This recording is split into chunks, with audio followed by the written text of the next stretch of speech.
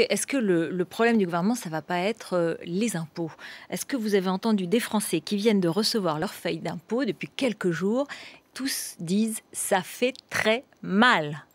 Ça fait très mal. Mais le but... Classe moyenne, classe supérieure, classe populaire, vous l'entendez ça? Bien entendu, mais le but c'est aujourd'hui, on l'a dit, de redresser les finances publiques du pays. Donc des efforts ont été demandés. Ils ont surtout été demandés aux plus favorisés. Oui, c'est vrai, on a rétabli l'impôt de solidarité sur la fortune. On a aligné les revenus du capital sur ceux du travail. Je ne vous parle pas de cela. Je vous parle des classes moyennes. Je vous parle de gens qui payent peut-être 3 000 € d'impôts et qui se retrouvent à payer 5 000 € d'impôts à la place, 9 000, etc. Non, je ne parle pas des gens qui payent l'ISF. À tout le monde, mais ils ont été répartis de façon juste. Et c'est vrai, les très hauts revenus qui ont été le plus mis à contribution, une tranche supérieure d'impôt sur le revenu au-dessus de 150 000 €, etc. Mais il y a une situation où il y avait 600 milliards d'endettement supplémentaires à cause du bouclier fiscal, des cadeaux fiscaux. Même Ségolène Royal dit qu'il faut arrêter les hausses d'impôts. Oui, parce que notre objectif... Vous êtes d'accord avec elle? Notre objectif, aujourd'hui, c'est pour la première fois... Il va y avoir des efforts faits sur la baisse de la dépense publique et c'est que la fiscalité soit stabilisée et même, nous l'espérons, quand le retour de la croissance va permettre de renflouer les caisses publiques, de pouvoir ensuite alléger cette fiscalité. Mais là, il y a une situation...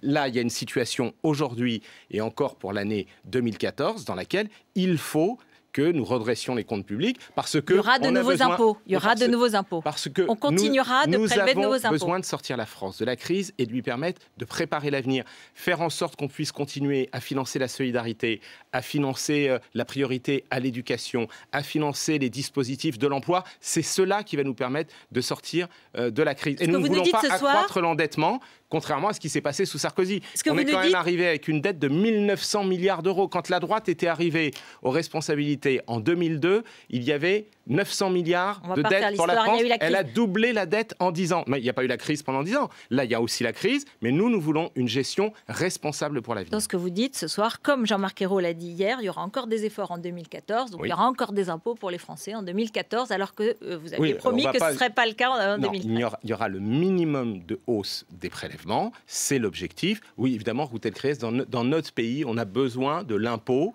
pour financer le service public, pour financer la cohésion nationale. Là, il y avait peut-être une ambiguïté dans votre formule, mais quand M. Copé présente son plan totalement fou de 130 milliards de coupes budgétaires, ça voudrait dire la suppression de dizaines de milliers de postes d'enseignants. Il y avait eu 80 000 suppressions de postes d'enseignants, il faut s'en souvenir, sous le quinquennat de Nicolas Sarkozy. Est-ce que c'est raisonnable pour notre pays, pour lui permettre de préparer l'avenir? Ça veut dire supprimer des postes d'infirmières parce qu'il y a ce ras-le-bol fiscal dont parlait Pierre Moscovici. Mais notre objectif, c'est que les prélèvements, les impôts augmentent le moins possible. Moi, je pense que tout l'effort doit être concentré sur la réduction de la dépense, mais pas aux dépens de l'avenir, pas aux dépens de l'éducation, pas aux dépens de la préparation, de la compétitivité de notre pays, pas aux dépens de l'emploi.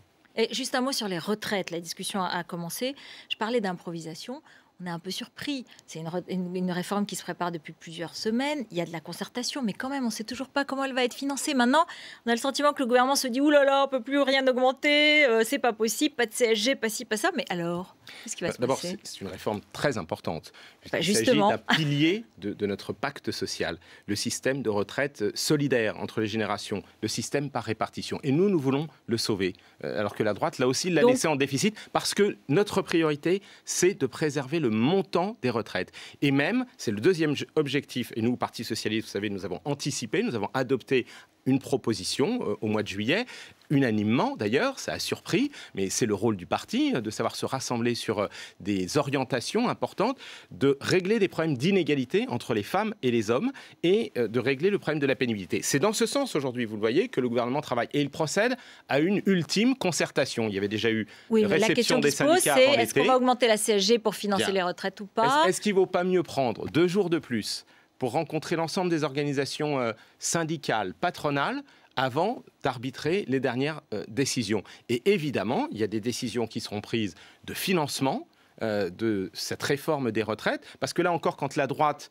avec la réforme Sarkozy-Fillon, laisse le système de retraite en déficit, le Conseil d'orientation des retraites dit 20 milliards de déficit en 2020 si on ne fait rien, 7 milliards pour le régime général. Il fallait réintervenir. Ça se finirait comment ? Par un moment, on dit on baisse les retraites ? Ou comme le propose là aussi monsieur Copé, Fillon aussi le propose, la retraite à 65 ans, ça veut dire quoi ? Ça veut dire que pour un certain nombre de gens, il faudrait cotiser. Donc vous êtes pour la hausse de la CSG ? À travailler à 18 ans ou à 20 ans, il faut cotiser 45 ans, 47 ans. Nous ne l'acceptons pas. Donc nous n'allons pas reporter les bornes d'âge. Nous voulons faire en sorte que le droit à partir à la retraite à 62 ans soit garanti, avant pour ceux qui ont les carrières longues, c'est le décret que nous avons pris, et qu'il y ait les conditions du financement et qu'il y ait la prise en compte de la pénibilité. Il y a un allongement de la durée de la vie, de l'espérance de vie, donc il y aura un allongement au-delà de 2020, on ne va pas l'accélérer d'ici là, mais des durées de cotisation.